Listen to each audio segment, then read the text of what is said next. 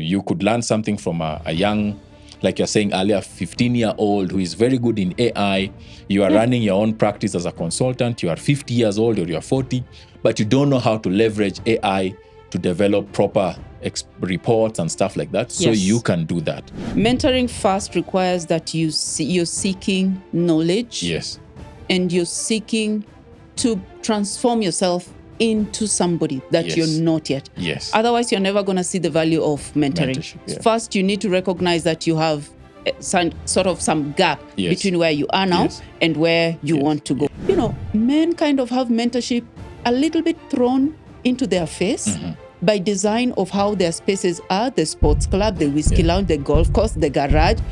All of it is about interaction, all right? So that, I think, is an opportunity for mentorship and even sponsorship that is frequently passed over. I would read some of those books. I will try and see what shapes this person's mind that doesn't shape my mind to create this kind of success. Absolutely. Thank you, everyone, again for joining us today and listening in to the third episode of the Healthier and Wealthier Life. It's the Unscripted podcast where we really speak to authentic people sharing with us what they have leveraged in growing themselves and in their health and wealth. And we steal that homework to kind of transform our own personal growth. So today, we are going to be diving into a tool that most people think they use, which is mentorship and sponsorship. But how exactly are you using mentorship and sponsorship in your life? And the guest is a guest who I respect a lot and has grown an amazing career in the tech industry. We go to the gym, to the same gym, and that means I do see that his health is also very well taken care of and it's in a good place. And it will be good to understand from him how he has leveraged mentorship and sponsorship to kind of see transformation and growth in his health and wealth. Our guest is called Joe, and I'm gonna let him introduce himself before we get into that conversation. Joe, happy to have you today. Thank you very much, Christopher. That was a mouthful of introduction. So my name is Joe. Joe Ouko. Before I became Joe, I used to say, when you are born, you are named Joseph. And then when you become a bit moneyed, then you become Joe. But before you become moneyed, you are Jose. So you are Joseph, then Jose, then Joe. Then Joe. Yeah. So now I am known as Joe Ouko. And yes, Joe Ouko is a husband, a father, a son, and then a tech enthusiast, someone who is helping organizations make sense of their people, process, and technology to be able to leverage value, create value for themselves and for their customers. Yes. Amazing. Yes. Amazing. I'm excited about today's conversation, Joe, because mentorship and sponsorship, I'm sure you will share with us how that has contributed into shaping your own career, into shaping your own life, and actually in shaping it in a way that you want. So that's where I want us to start, because I've been a young professional, of course, at the beginning of my career, and I did make some of those mistakes with mentorship and sponsorship. So the first thing is, when I got into the organization, and obviously in that organization, people who've built amazing careers, and I look at it and I say, okay, that's beautiful. I want to do something like that. But then I took that and I wanted to build something like that. So while it sounds like the correct thing, it was actually the mistake that I made. I didn't translate that to my own journey and then ask myself the questions that can help me create something. So where I would want you to start for our audience perhaps is, when did you really start using mentorship and sponsorship for in your journey? Great question. I think just today I read a quote by, I think she's called Simone Miles, the lady. Simone Biles, the gymnast. The gymnast. So what she was saying, I am not the next Usain Bolt. I am not the next Michael Phelps. I am the first Simone Biles. And I think that is very, very important. It's your ability to distinguish yourself, yes, from the person you admire. This is a great person. They have done great things. But I am me. I am Joe, and I want to be the first of my kind. Yeah. Yes. So it is good to get to admire Retain people. your individualism. Yes. Even though you draw inspiration from other people's stories and journeys. Exactly. That is very important. Maintaining your own individualism as a person and defining the things that really matter to you. Okay. Both in your career, in your general life, in whatever sphere of your life, even in terms of your wealth, in terms of your health as well. So you need to define those markers that really matter for you as an individual. Okay. Then go out there to seek what supports it. Because if you are not able to define yourself as a person or as an individual and put a hierarchy sort of values of what you value as an individual, then anything that comes by can sway you. It can look nice and it can go with you. As you're talking, something comes to my mind, which was my challenge as a younger professional and a younger woman. Yeah. Defining yourself. Yes. When you're 25, defining yourself, this is a loaded something to do, and you probably don't know how to do. Yes. And that was kind of the first thing that I ignored and made me, leverage mentorship in the wrong way, so to speak, somehow. Because I don't know, I knew people need to have values. But at that age, if you ask me what are values, I might tell you things like kindness, honesty. I'm going to say what I've seen either on walls or on ads or whatever. But so then I don't know how to ground my journey on my values. So actually the first mentorship I should have sought is how can I define myself? And maybe I just needed someone to recommend some books for me to read. Like someone to tell me how did they get to define them. When I tell you, define yourself, what comes to your mind? So for young people, I think that's the beginning. That's actually ignored. At least I did ignore it. Until through struggle, you realize, I kind of need to know who am I? Where do I want to go? So did that ever happen to you, in the mentorship that you actually had a discussion? And this can even come from home, from parents. And they can say, you need to kind of write down your values. What do you believe in? Who do you want to become? So it's mentorship that can actually start at home. But it doesn't, I don't think it starts at home in that sense, in many ways. I think for me, how I look at it sometimes is the person I am becoming is more important to me than the person I am. Okay. What do I mean by this? Just when we were speaking last week, I told you that I will run a 7-kilometer run in the morning. Before I actually come to the podcast. And I did it. Then I sent you a chat and said, done.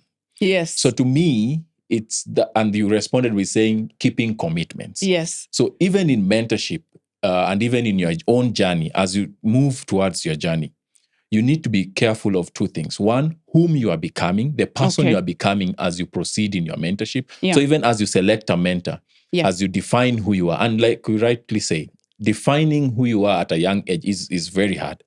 And this is one of the areas where women have a massive advantage over men. The men's brain develop much slower than the women's brain. At 25, I can do something that can make you wonder, is this guy, is he okay in the head? But you as a lady, your thinking or your capacity even to define yourself may have developed way, way ahead. So defining yourself at that age is very hard. But the second thing is that who you are transitions over time depending on what happens to you in life. Different phases require different versions of you. There's a different phase in your life that you're growing your career. You have a given set of friends. You have a given mentor. That's the person you need for that season and for that reason. Then as you move forward, you move forward, you define something else and you pick someone else to mentor you in your journey. As you become a father, you can have a father figure, someone who mentors you in your fatherhood journey, or someone who mentors you in your motherhood journey. You can have someone who mentors you in your career journey. Navigating career challenges as a family man is very different from navigating career challenges as a single man, as a young man. Yes. I may pick a job in Dubai. I just pick up my bag, duffel bag, and I'm out. You're out. Yeah. Yeah. But when I have a family, 2 kids, a wife, or stuff like that, it's a whole different mindset. So I need someone probably who has a different mindset, who can guide me differently on how to navigate those challenges.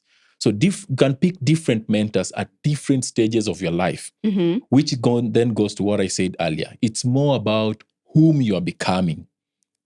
What type of person are you becoming, even as you pick different mentors?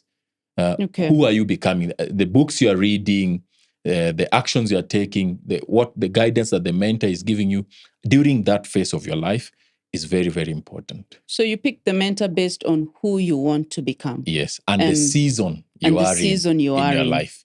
It can be a 5-year season. It can be a 10-year season. Right now, I'm in my working as well as fatherhood and husband season. It's a long season. It's going to be a very long season. Yeah. Even my own dad has a mentor. Someone who is, I think he's about 80. My dad is about 70. Now he's in the season of being a grandfather and running a small, career of his after retiring from his main career. He still needs that. So it all depends on the journey and the phase you're in. Okay. That is very critical in my view. As you talk about it, you bring me to 2 other things. Yeah. But let me, one is dependency on mentorship. So mentorship is good, but I also tend to find myself thinking about overdependency. Yes. Do we develop an overdependency at a point and start to use mentorship almost as a tool to avoid mistakes? Yes. So I'm like, no. I'm going to have a mentor. I'm going to have a sponsor. They're going to advise me. I'm going to take the advice. Yes. I need to make this risky decision. Do I leave this company and join the next one? I've got to have a word with my mentor. Yes. So it's a tricky balance. Yes. I think there is something like of a mentorship, to be honest. Sometimes at the end of the day, you are responsible for your own life. And mistakes have powerful lessons to teach. Yes. And unfortunately or fortunately, life you have to learn through the mistakes. Yeah. Yes. Actually, mistakes or failures give you more learning than success gives you.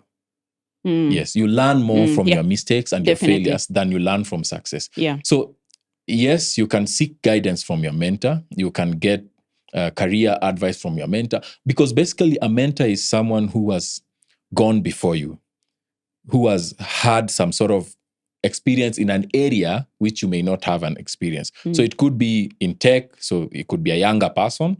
So they have more experience in tech than you have, even at 40. Yeah. So it's not necessarily an age thing, age metric, but it's someone who you can learn something from in a given area of your life. So you could learn something from a young, like you're saying earlier, 15-year-old who is very good in AI. You are running your own practice as a consultant. You are 50 years old or you're 40, but you don't know how to leverage AI to develop proper reports and stuff like that. So you can do that. So it's just about ensuring that you don't leave the responsibility of your life to the mentor. It is your own responsibility, and every decision you make has a consequences. Kenyans like saying choices have consequences. Yes. So yes. Here's the first trick about mentoring in general. So mentoring first requires that you're seeking knowledge. Yes.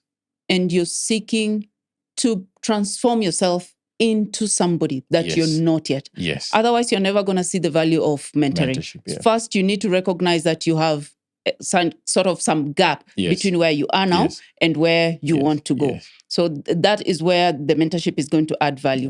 But then you also spoke about reverse mentoring, which, the minute you mention mentor, someone immediately thinks of ahead.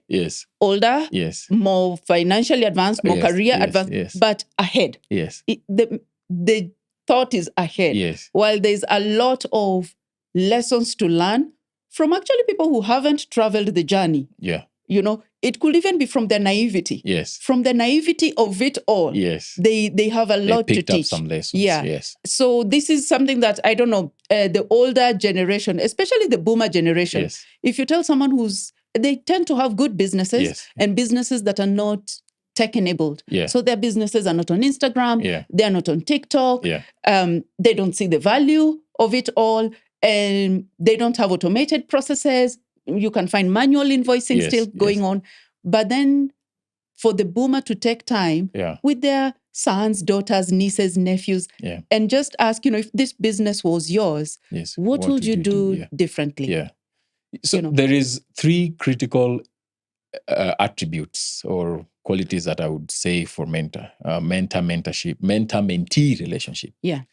And funny enough, the acronym is FAT, F-A-T. FAT mentorship. Yes, so FAT mentorship. So first, a mentor and the mentee, both of them must be faithful to the cause. So you define the goals, you define the time you need to achieve them, but most importantly, you have to be faithful to that relationship, that mentor-mentee relationship, both the mentor and the mentee.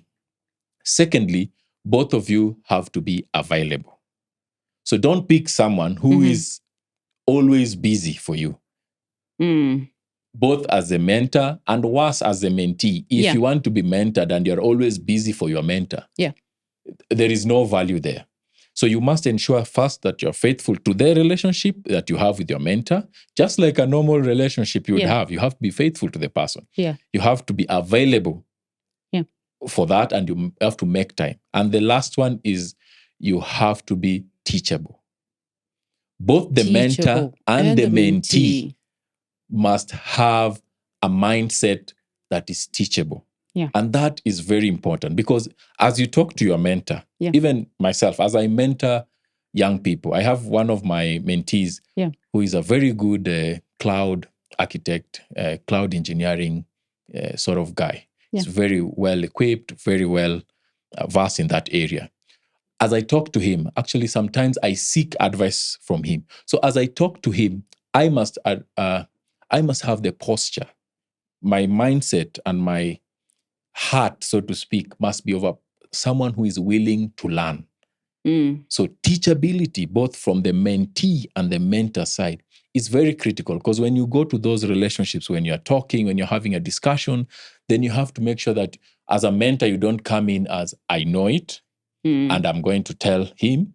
As a mentee, don't come with the mindset that my mentor knows mentor knows the answer. They don't know. Actually, mentor-mentee relationship is more about asking the right questions than having all the answers.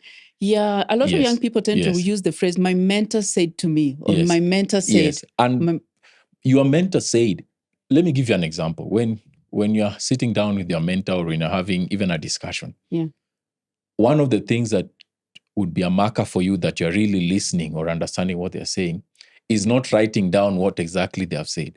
It's writing down your thoughts as provoked by what they have said.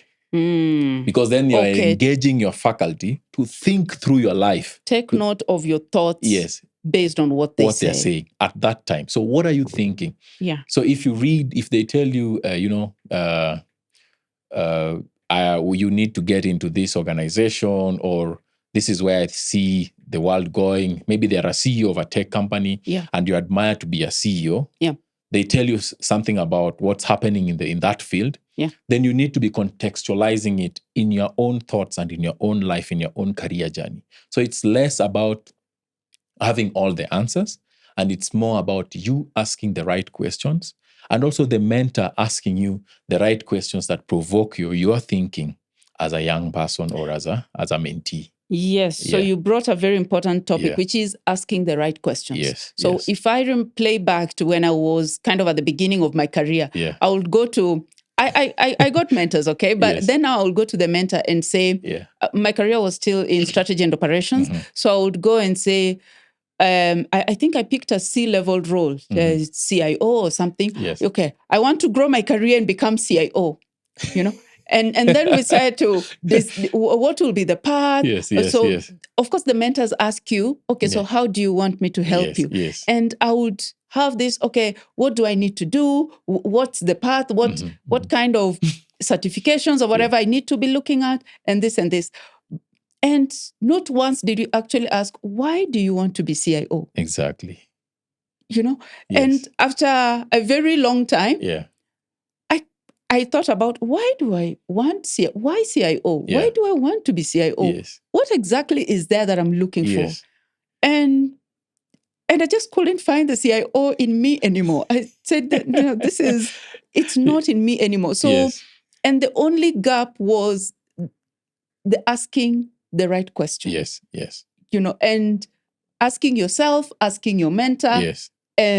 And that helps you craft something that is more authentic to you.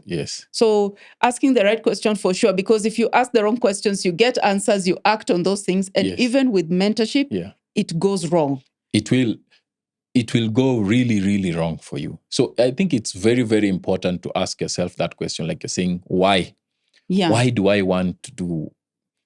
And personally in my career, I've had, by the way, I've had times where I've really questioned, is this really the path that I want to go? Or do I want to go because I've seen my friends are flourishing in this area? Because I think it's trending. There was a time data science was really trending. Was the thing to because I see my mentor as maybe a Range Rover, or is really looking, good, successful. Maybe I want the things that they have. But is that really the essence of my journey? So you need to be very careful. And if you get someone who really understands the mentorship process or the journey, they'll be able to pick that out from you and help you define that. And that is also a mark of a good mentor. Yeah. Helping you sort of craft that path. A mentor is very different from a coach. A coach may not have done it. You can have a football coach. They not necessarily played football. They didn't play in the field. Yes, they didn't necessarily play in the field, but they know what needs to be done to win. Yeah. A mentor is someone who has actually gone the journey. Yeah. There's this book called 100X Leader. There's this tribe born in the Himalayas. They're called the Sherpas. Mm-hmm. These guys, they have climbed the Mount Everest many, many times. So they are born there. And they have the advantage of their lungs actually have expanded to be able to adapt to that environment. So whenever you go to climb Mount Everest, you have to use a Sherpa to help you climb. This is the same concept as the mentorship. But remember, the Sherpa is also climbing. They are not holding you on their back and climbing with you. Yeah. You are also climbing. Yeah. You know how to work the ropes. You know how to put the hooks properly. If you don't, you fall. Yeah. Yes. So this is the same thing about mentorship. It's not about the mentor doing the work for you. It's about you observing what they are doing, learning from it, and sometimes making adjustments based on the mistakes and on the lessons that you pick. It should inspire your thinking. Yes, but you need to think. Yes. It needs to inspire you and make you move forward. Yes. I want to talk about informal and formal mentorship, because this is one area where I think by design, societal design, men have an extreme advantage and women have an extreme disadvantage.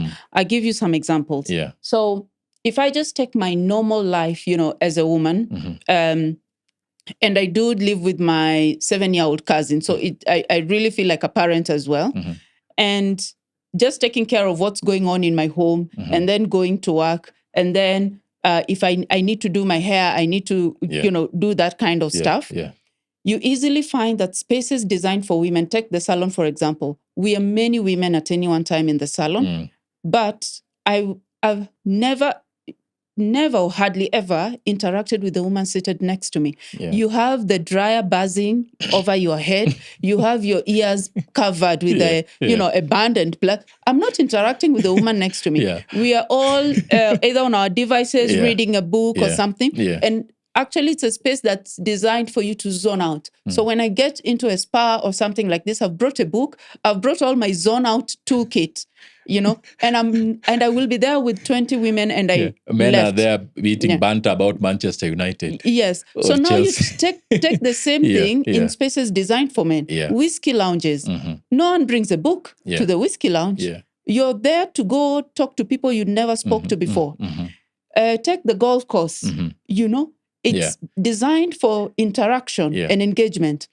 I do take my car. One of the different experiences I have is that I take my car to the garage myself. So I go to the garage, just to take my car to the garage for the person to check my car.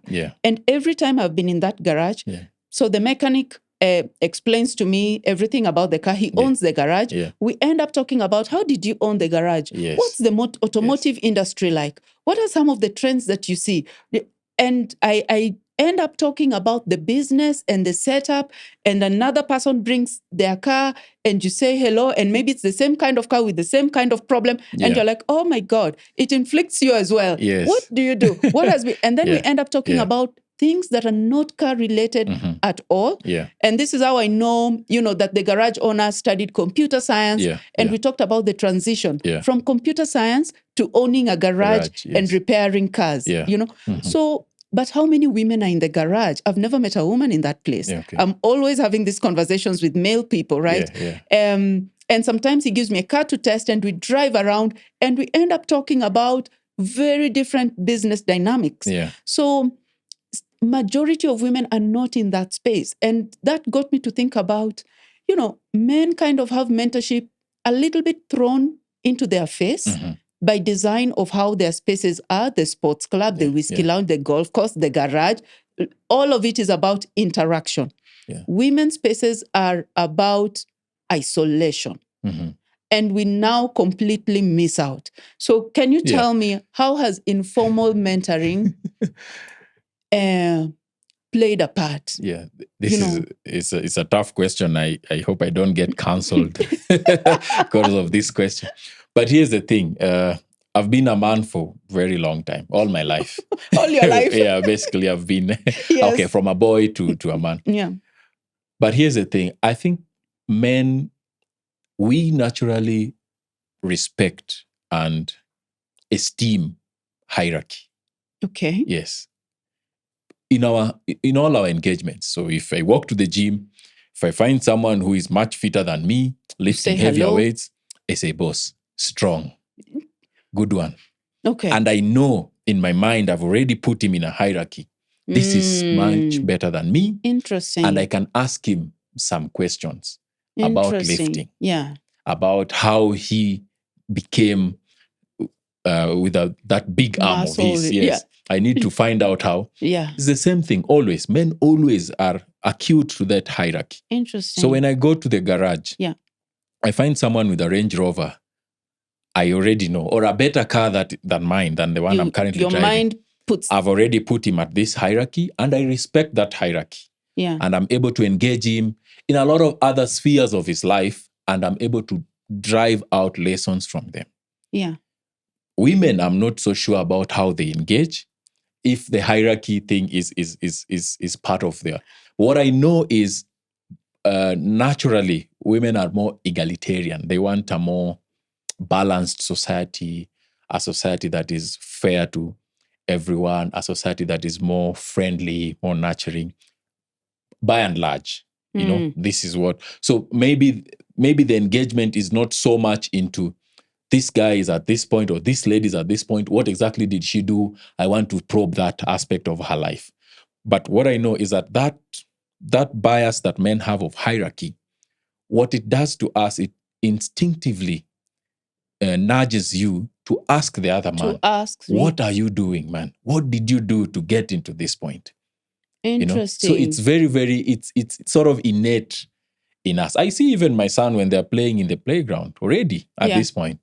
He knows the people who can dribble the ball better than him. Yes. Already he knows. And sometimes he comes back home and says, I want to play like Ryan. I know Ryan because he has already told me he wants to play like Ryan. So already he has that hierarchy. The hierarchy has already formed. It is defined for him. So that is very important. And that enables, I think, in our world, in the men men's world, to be able to probe more and more often what is really happening in your life and how can we engage, how can we, and the example you gave in the salon, in the kinyozi, when I go to the kinyozi, I speak to my baba about so many other things. I even throw ideas of maybe I should open a barber shop, random ideas. Maybe I could employ him in my barber shop. Right now, actually, my barber, he was even asking me questions about his son, where he needs to take him to school. I'm actually an informal mentor to him, by the way, to be honest. Yeah. So the issue around formal and informal mentorship work is the best form of mentorship, if you ask me. It's mentorship grown organically over time. It is extremely powerful. And it's extremely powerful, as opposed to the one where you go into a portal, www.something, please, everyone select the mentors you would want, mentor matching, we are matching you. The guy sometimes is in Ireland or New Zealand or whatever place, has no context of your life. Yeah. Only met you on Teams, for example, has no view of your actual life, as opposed to informal mentorship. Right now, I'm growing a very good friendship with a very senior person in one of the banks. We've already worked out with him 2 or 3 times.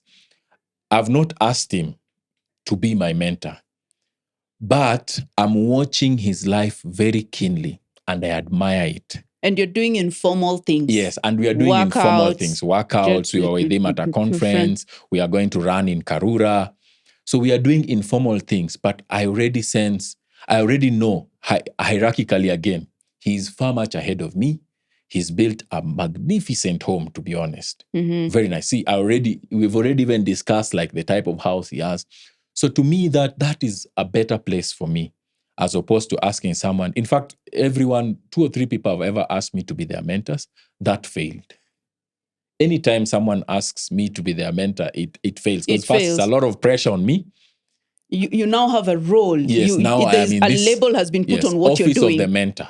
Office of the mentor. Yes, I step into the office of the mentor and I have to do 1, 2, 3. Yeah, that formalization very hard, yes. doesn't create success. Yes. As opposed to if they mentally see, all right, Joe has made very good progress in this area. Yes. And I would like to tap into what he's doing. Yes. So now I'm just going to try and create opportunities to spend time with Joe. Exactly. And whenever I interact with him, make sure you ask 1 or 2 questions about the area of that interest. You want to. Yes, exactly. Yeah. It's by the way, let me tell you, I recently started like sharing my workout and stuff like this. Yeah. I've gotten so many direct messages from other men asking me, Bana, can I come to join you? Can you join?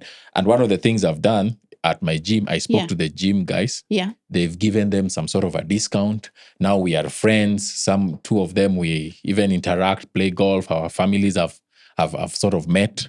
So already there is some relationship and there is, to be honest, there's some mentorship. One was in tech, the other one is in agribusiness. Yeah. So already there is a discussion and there is learning going on. No one has said, now you are my mentor, Joe, or now you are my mentor, Steven. No. It's an informal, organic growth of the relationship into higher levels that creates impact. I think this is where women really, really have to be intentional. Yeah. Unfortunately, there's a lot of intentional effort for women mentorship, but it's on the formalization side. Yeah. And you still end up not getting the success or the ripple effect that men tend to get. Yeah. And for the audience, I would really encourage women to think about informalizing the mentorship and creating more opportunities for that. Like, for example, myself and my girlfriends, I've got 2 amazing close girlfriends. We've booked a apartment, a resort on one of the weekends in February, and we are going to go into this space on the weekend. Of course, we'll laugh, we'll have fun, we'll play games and so on. But one of the things we're really doing is to bring our vision boards, bring our dreams, bring our, stickies and pens and everything. Yeah. And we are going to go into this vision building kind of thing for 2025. And that is a very powerful peer mentorship, informal peer mentorship move. Yeah. But you can see it's taken as having that conversation, booking the accommodation, setting the date, and setting the agenda. But here's a thing that men struggle with in mentorship. During our career years, Yeah. men have very good mentorship process. Okay. The problem comes to our sunset years. This is where the big problem comes. So there is, even in your village, Yeah.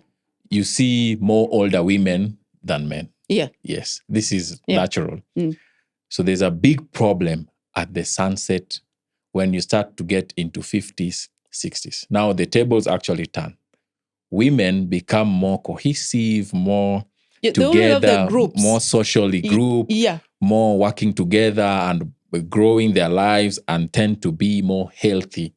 Yeah, they even have like round robin. In the Yes, village, they do yeah. round robin. We are drinking tea at Yes, exactly. this house and this house and this house. Yeah. Now, this is where the tables stand for men.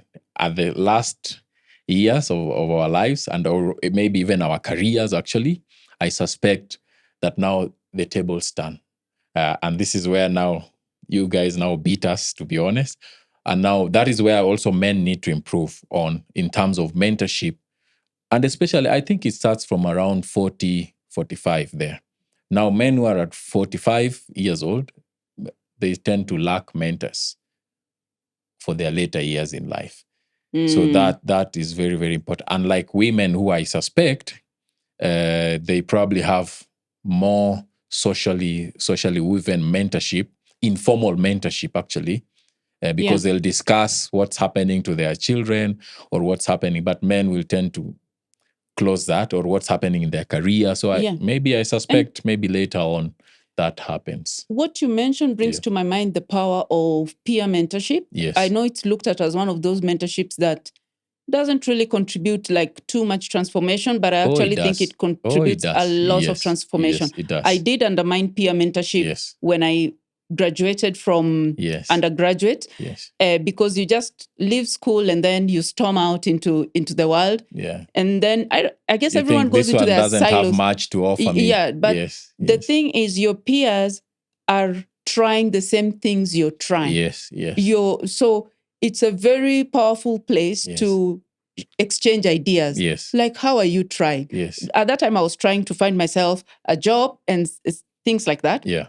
And my peers were trying as well. Yes. So it's a question of how are you compare, trying? What are you doing? What strategy are you using? have you what taken? Strategy, yes. You know, and it's a very powerful way to mentor. It is. And when you get older as well, your peers will be about the same age as you. So you're all 50s, you're all 60s, and you're trying. You're all transitioning. Maybe to a different phase. Yes. And you're like, how are you thinking about it? How are you taking that approach? So peer mentorship becomes very, very powerful.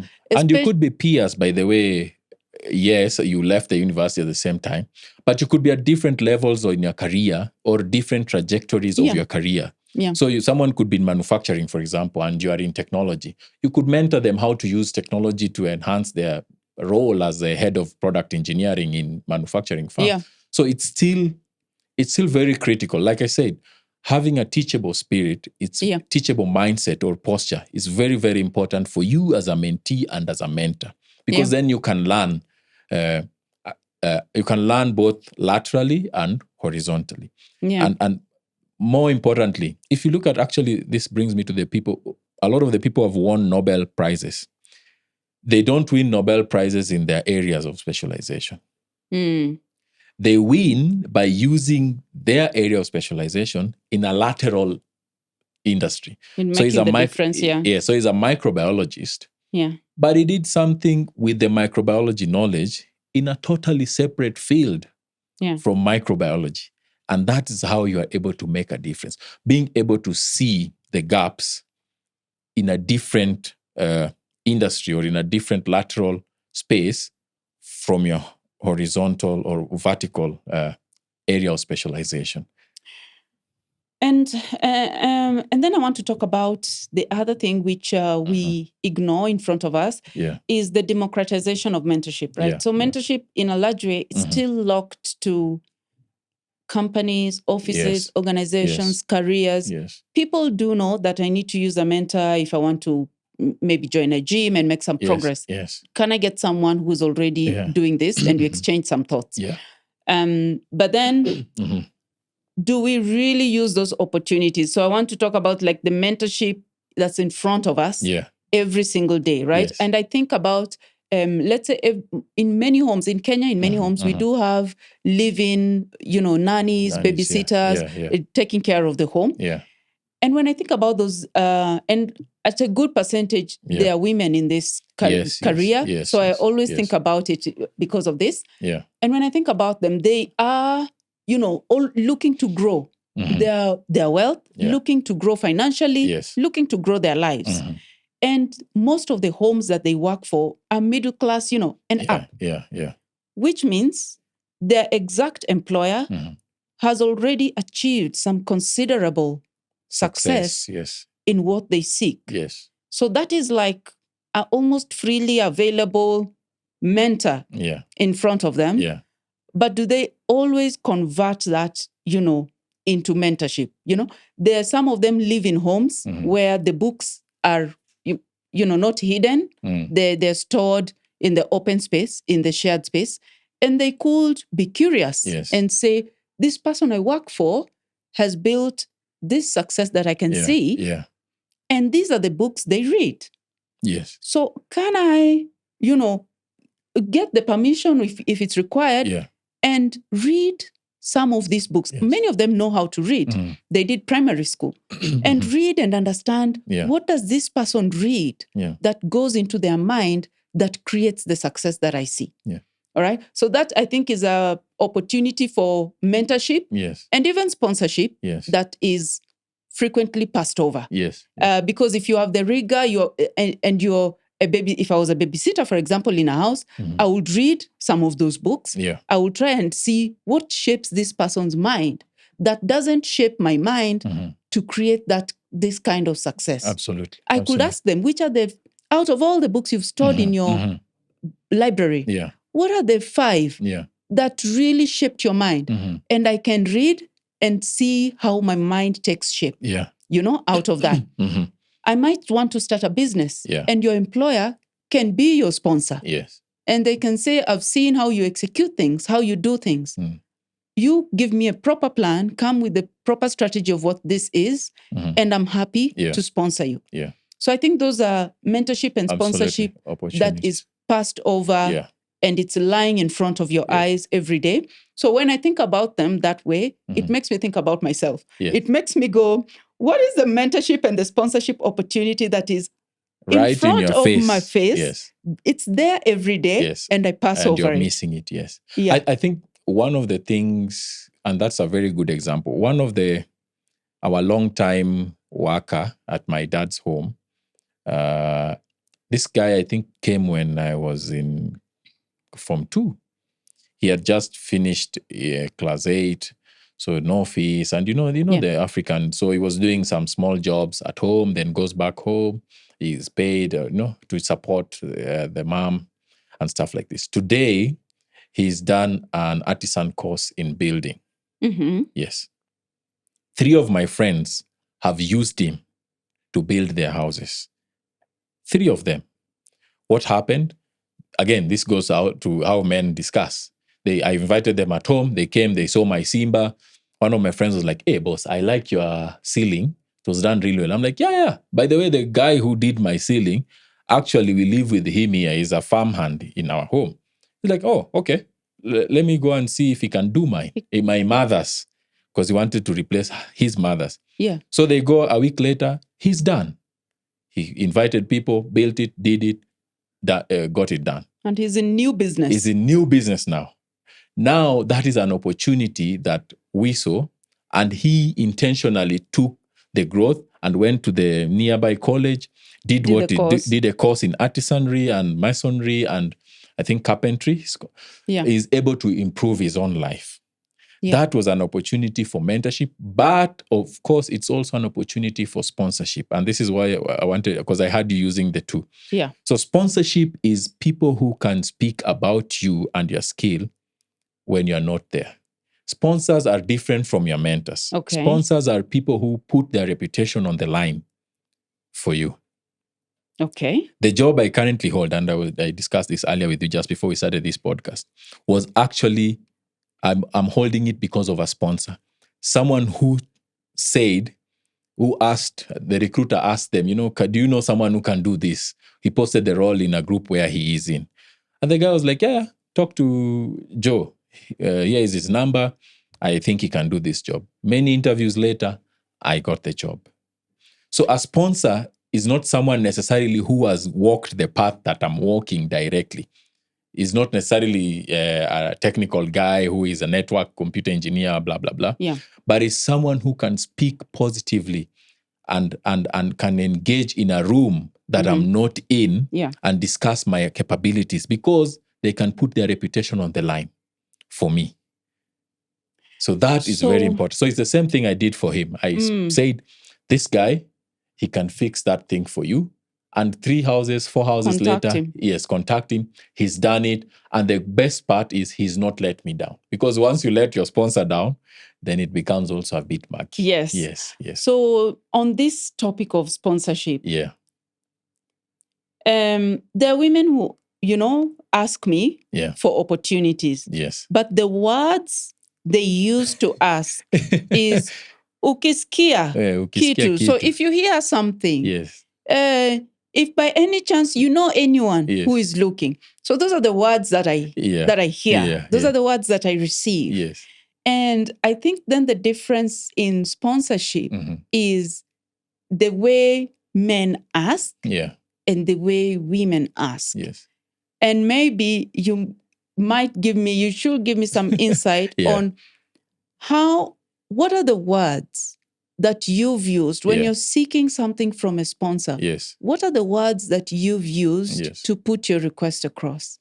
I think for me, it's being direct. I have 3 people who I'd say are serious advocates of or sponsors of me. Okay. One is a lady, actually, a very senior, brilliant lady. All right. The other 2 are men. Okay. What I did, there's a time I was out and trying to look for a role. I designed my CV. I designed a cover letter. I wrote exactly the 3 types of roles I'm looking for. XYZ. Okay. I am looking for this type of role, this type of role, or this type of role. Okay. If you hear any of these 3 types of roles and someone needs someone who can deliver them, let me know. And I used to follow up with them. So it's not a one-time. It's not a one-time. Because they are busy with their lives. This is something that people tend to ignore a lot. They are busy with their lives. But also, secondly, these are people who actually know me or have seen me execute. Yeah. Yes. It's not just some random person I found on LinkedIn and said, like you're saying, if you hear this is called. No. That's not how sponsorship works. Because a sponsor is putting his or her reputation on the line for you. So they have to make sure at least they know you, they know your character, and they know your work ethic. Yes. So first I need to make sure that I develop, I nurture a relationship with someone to the extent that they know how I execute things. Yes. Like they really know when something is given to me, this is how I do it. This is how. Yes. Okay. I've often seen in the workplace, people try you see someone who can be a sponsor to you, but they're not yet. So perhaps you get like a project or something that is within their domain, or their visibility. Yes. It doesn't matter even if it's a small project, any kind of project, and you execute that project with your soul, with vigor. your mind, with every vigor that you've got living in you. Yes. You execute that project. Yes. And that is a way to kind of show this is how I execute. Yes. This is how I remember do it. Your CV will get you the job, but it's your character that will keep you in the room. So your CV can get you inside the room, but your character will keep you inside the room. Otherwise, you'll be kicked out. Yes. So even your sponsor must have faith that if I give Christabel this recommendation, they're going to deliver. And like now, if they give me the recommendation, I keep updating them from time to time. Yeah, this is working. It's getting better. I had this challenge. Luckily for me, the sponsor, my sponsor is also a certified coach. Yeah. So sometimes I bounce ideas on. I ask him, okay, how do I manage this kind of relationship? It's very hard. He's like, soldier on, Bana. What do you mean? Those are small things. And you also talked about Yes. follow through. Yes. Because sometimes a sponsor can tell you, you know what, I think you should read this kind of book with Yes. what you're saying. Yes. This book will have very good insight for you. And most people, unfortunately, they don't. You can read. You don't have to read the physical book. You Yes. can listen on audio. Yes. You can get a book summary. You can do this. You can even come back to the sponsor and say, I tried to read the book, but I didn't resonate with the book. You have to come back to the sponsor. It's not an option. Okay. Because it shows them that first, you appreciate their time. Second, you are reliable and you are faithful. Remember those: faithful, available, and teachable. You are faithful to the relationship that you have as a sponsor and a sponsee. When I give you an opportunity, when I say go for it and you don't get it, come back and say, this time I didn't manage to get it, but maybe next time you'll get me another one. But if you go and get lost, I don't know what happened to it. I sent it through to you. No follow through, no follow up. Man, next time I'm not going to do it. Wow. Yes. Okay. Yes. So if you want to talk about, there's a lot to digest in the whole conversation. Yeah. But I'm kind of thinking about maybe 3 things that in the world of mentorship and sponsorship. Yeah. 1, for someone who's younger, Mm-hmm. and 2, for someone who's older. Yeah. What are the 3 dramatic things that they're probably undermining or passing over and can be really, really powerful in moving them forward? I would say first one would be value alignment. Values alignment. So value alignment. Yeah, your values need to be aligned. Okay. I see a lot of people take mentors. Yeah. And yet their values are not necessarily aligned. Mm-hmm. Personally, I wouldn't listen to advice from someone whose life I don't admire. So if I admire your life and I see the values and I appreciate it, I love it, our values need to align. That is someone who I can take as a that has been an interesting one in the evolution of the generations and how they want to live. Yes. Because older, like Gen X and boomers, they were like hard workers. They were grinders. Yes. And they just worked, 12-hour days, spent on work. Yes. And they took pride in that. Yes. And with the younger generation, for us, that's not the way we want to live anymore. Yes. So we want to see someone who has success, but they also go to the beach. They also meet their friends. They also do nothing for a day or two. Yes. And you're like, okay, I admire that. Yes. So, yes, when you say I thought of that. I think that's still okay, by the way. Gen Zs don't need to work less. They just need to work differently. Yes, they work differently. Yes, so it's not necessarily about working less. Yeah. It's just about working differently. What is important is the outcome. Yes. That is very, very important. Mm-hmm. So things like rest are still values. Yeah. You don't want to be a workaholic unless you admire workaholic kind of lifestyle. So go for it. If that is your thing, if you are focused fully on your work and you don't want any other thing, laser focus on it. If you find someone like that, please, by all means, engage them. Go for it. If this gives you energy. If it's what gives you energy, personally, it doesn't give me that energy. So I would like a balance. Okay. So that's the first value thing. Alignment. Value alignment. Second thing I would say is probably time commitment and dedication from both of you. Okay. If you're looking for a mentor, mentee, or a sponsor or a coach, time commitment is very important. There are coaches who you will need to pay them. Yeah. So you have to pay for the value of their time because coaching is a serious thing. It's not an easy thing. Yeah. Say mentorship, most of the time mentorship I don't pay. Yeah. And informal mentorships, personally, I've found work much better than formalized mentorship. So value alignment. The second one is time commitment. And I think the last one is probably the chemistry, so to speak. There are people who you just love being with them. You just love their demeanor. You love their approach to life. You can have good communication with them. You can have good banter. You can have good.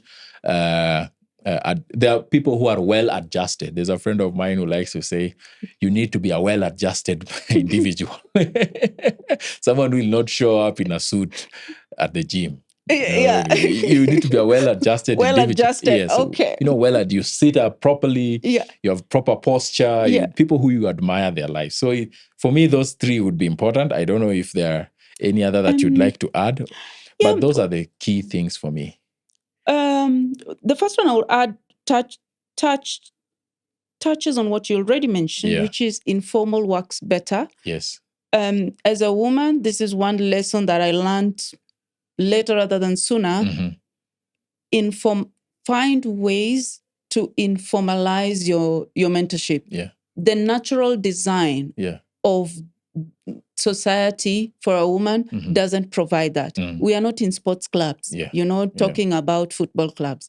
We just, majority of us are not there. So we now need to go like, how can I informalize? So find opportunities to informalize mentorship for yourself, because informal works better. Yes. So find ways to do that. The second thing is clarity of intention, which you kind of mentioned. When someone sees someone with a Range Rover and you say, oh, I love a Range Rover and he drives a Range Rover. I want to, instead of saying you want to be what that person is, I think you need to recognize that the Range Rover is your intention. Yes. And it's not bad. It's not bad to want a Range Rover. This is okay. Yes. And I would rather someone, a young girl the other day who was in her 20s, she liked my car and she said, I want to drive this kind of car. So I think that was very clear intention. Very clear. She didn't want to become what I was. No. She didn't ask me what career are you in, what industry. Yes. She only wants the same kind of car. Yes. And she said, this is what I want. Yes. And then my next question was, in what industry are you? What do you do? And we start to go, how do we get this car in that industry, in what you like? So you don't have to ditch what you like, especially in today's world. You can get what you want doing anything. So clarity of intention for me is an important one. Women need to informalize the mentorship. And the other one is this mentorship that is in front of your eyes. Those opportunities to make mentorship a daily part of your life rather than this Zoom meeting. Really leverage the democratization of mentorship. Have mentors who are authors. Have mentors who are podcasters. They host a podcast and people do a good job of sharing their thoughts and how they process the way they think and how that has contributed to who they are on podcasts. So have mentors who you interact with via podcast, who you interact with via books, in addition to the people in-person mentoring that, that we receive. I've read this book, Principles by Ray Dalio. And for me, Ray Dalio did a very good job of putting his way of thinking in a book. So I find that book, it's not a once read and done kind of book. It's a book you keep going back to. And for me, that's the kind of book that becomes a mentor, like one of those ghost mentoring things, because of how clearly and simply he wrote the book. And the other thing we spoke about is ghost mentoring. I call it ghost mentoring. Don't tell this person that they're your mentor. Make sure you have a mentor that you didn't say. Don't say. You know what you like about them.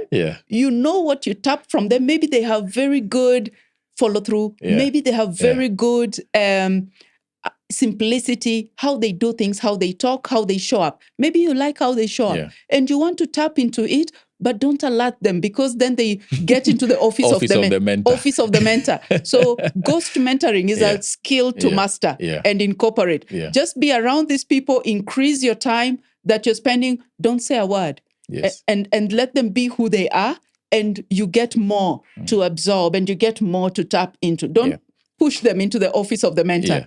I think generally people should keep, and I like your summary there, people should learn to keep commitments that you make to yourself. Yeah. This is very important. One of my favorite quotes of all time is, you don't become confident by shouting affirmations in front of the mirror, but by having a stack of undeniable proof that you are who you say you are. Who you say you are. Yes. So that you're able to outwork your self-doubt. If you say, I'm going to wake up at 6, wake up at 6. Be a disciplined person. Keep commitments to yourself first. Yeah. Yes. And that is very important in your professional journey. No mentor is going to mentor you out of hard work. You have to work hard. You have to be disciplined. Yeah. And you have to do that by keeping commitments to yourself. That is very, very important. That's a powerful way to wrap up our conversations today on mentorship and sponsorship. I hope it was helpful, it was insightful, and do leave us comments on what was your biggest takeaway from this discussion that we had here today. And until then, we see you in the next episode. Thank you. Thank you.